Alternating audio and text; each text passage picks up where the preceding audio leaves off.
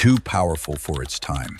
In the roaring 1960s, American muscle cars weren't just vehicles, they were statements. The louder, the faster, the better. Amid this horsepower war, one engine made its mark so aggressively that it disrupted not only the racetracks, but the boardrooms and regulatory offices as well. Ford 390 FE. It was a beast disguised in everyday clothing, sitting quietly under the hoods of family sedans and coupes, but once unleashed, it roared like no other. This wasn't just another V8.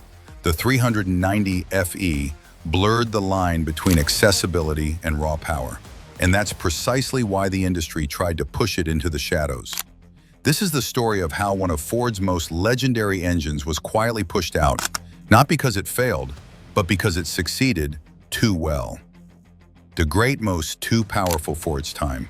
The Countiari of Genevieve works, a ubiquitous powerhouse.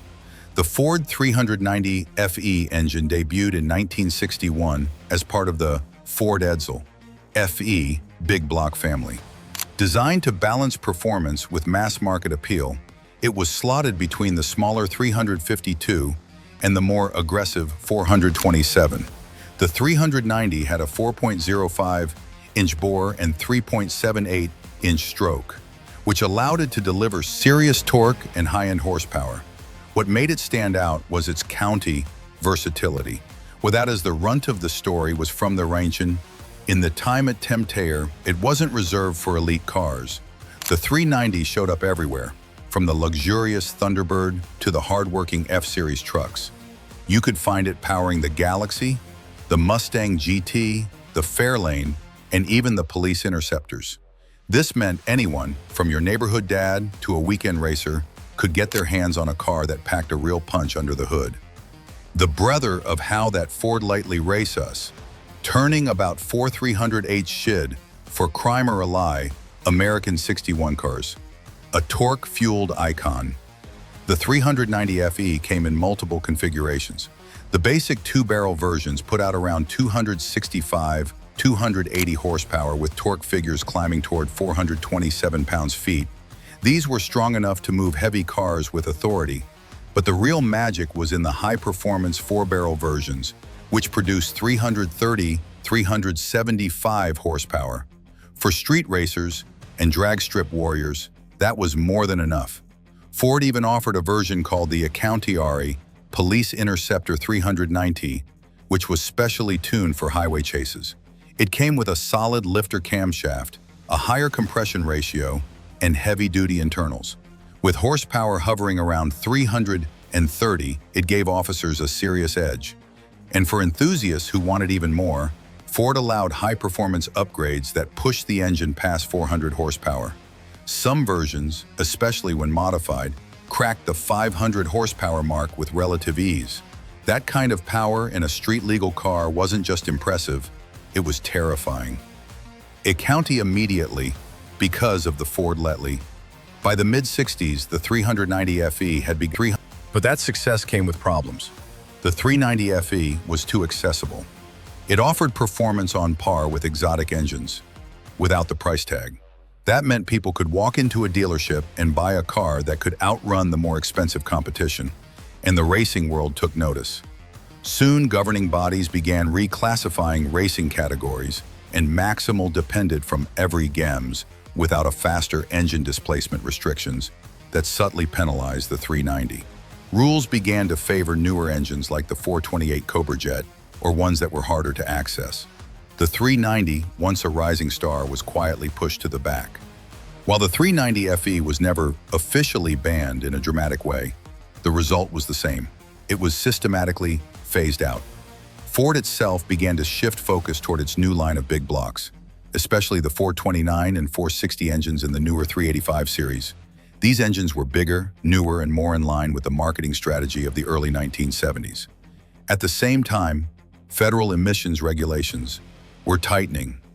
The Clean Air Act and EPA mandates made it harder for older, high-displacement engines to meet the required standards. The 390 didn't stand a chance against the wave of emission-controlled, lower compression engines entering the market. And let's not forget economics. The 390 was cheap to build and easy to modify, but that wasn't good for long-term profits. Ford had every incentive to retire the engine in favor of newer models that came with higher margins and less competition in the aftermarket. By 1971, the 390 was gone from Ford's passenger cars. By 1976, even Ford's trucks no longer carried it. What killed it? Let's break it down. 1. Regulatory pressure. The 1970s ushered in an era of EPA regulations and fuel economy standards. Big blocks like the 390 struggled to meet the new rules without major redesigns. 2. Ford's strategy. Rather than invest in updating the 390, Ford leaned into its newer engine designs, especially the 429 and 460 from the 385 series. These became the new faces of Ford's performance. 3. The 390 was too good. Because it was available in so many models and because it could easily be tuned to outperform higher-end engines, it disrupted the delicate balance in racing and sales. It was a budget-friendly powerhouse, and that made it a threat. Collectors, too, shifted their gaze, chasing rarer builds and limited edition muscle. The 390 became the taxi, forgotten middle child of Ford's big block family. Not flashy enough to grace showroom poster, not rare enough to make auction headlines. It slipped into the shadows, casually dismissed by many as just another big block. For decades, it existed in the margins, overlooked and underappreciated. But in the garages, back alleys, and drag strips across America, it never really left. Among die-hard Ford loyalists, the 390 remained a taxi, cult favorite, a blue-collar brute that didn't care about trends. It was the engine that made no excuses and gave no warnings. If you knew how to tune it, the 390 could still embarrass engines with far glossier reputations. The resurrection of raw power. Today, the 390 FE is no longer a relic. It's a resurrection story. With the muscle car revival in full swing, builders and restorers are rediscovering this iron giant and breathing new life into its bones. It's no longer uncommon to see a 390-powered Fairlane, Mustang, or Galaxy prowling the streets again, rumbling with authority and defiance. Modern technology has only sharpened its teeth. Paired with performance upgrades like e-trol's Caterpillar Long, aluminum cylinder heads, forged pistons, roller camshafts, high-rise intakes, and custom EFI systems, the 390 has evolved into a serious contender. Capable of Loch-Secra pushing over 500 horsepower with bulletproof reliability. It retains its torque-rich nature, making it a dream for street builds and weekend warriors. Better still, because it shares much of its DNA with the broader FE engine family, parts are still accessible. That makes the 390 not only a performance powerhouse, but also a en-con. Builder's engine, the beloved for how easily it can be wrenched on, upgraded, and unleashed. The 390 even castings quite wide operation. Essentially 22 military contract to the local college's fine sharp profession and two.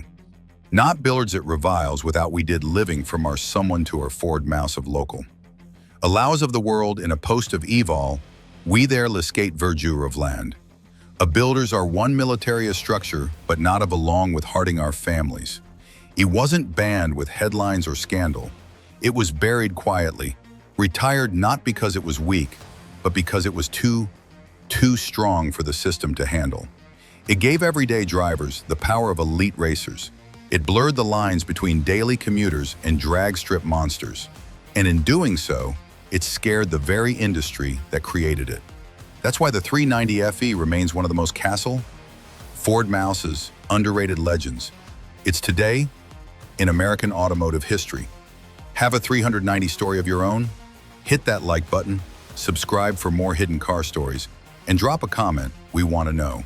Was the 390 the greatest street sleeper ever made?